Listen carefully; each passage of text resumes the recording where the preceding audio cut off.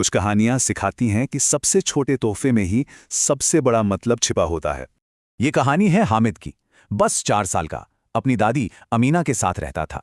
ईद का दिन था और उसकी पूरी दुनिया बस 3 पैसों में सिमटी हुई थी। भले ही उसके पास कुछ नहीं था, पर उस दिन हामिद से ज्यादा खुश कोई नहीं था। मेले में उसके दोस्त खिलौनों और मिठाइयों पर खूब पैसे खर्च कर रहे थे। उसे भी खिलौने लेने का मन तो हुआ, पर तभी उसे कुछ बहुत जरूरी याद आया। उसने एक लोहे की दुकान पर चिमटे देखे और उसे दादी की जली हुई उंगलियां याद आ गईं। खिलौने तो बस थोड़ी देर की खुशी देंगे, ये चिमटा तो हमेशा काम आएगा। तो मोलभाव करके हामिद ने अपने तीनों पैसे उस चिमटे पर खर्च कर दिए।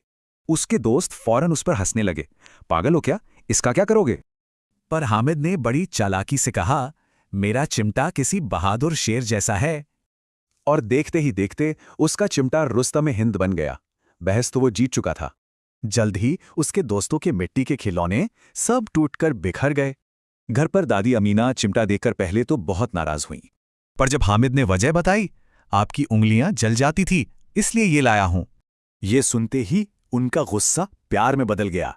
वो बस अपने पोते को दुआएं देती रहीं।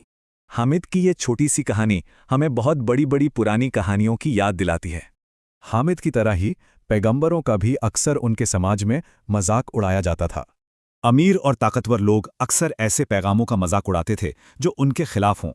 ये कहानियां दिखाती हैं कि कैसे कुछ लोग अपने विश्वास से दुनिया को चुनौती देते हैं। तो हामिद का चिमटा एक तोहफा नहीं, निस्वार्थ प्रेम का प्रतीक बन गया।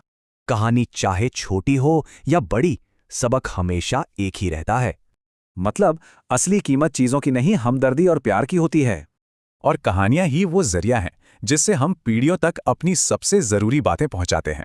ये हमें याद दिलाती हैं कि असल में क्या मायने रखता है और हमारे दिलों पर गहरी छाप छोड़ जाती हैं।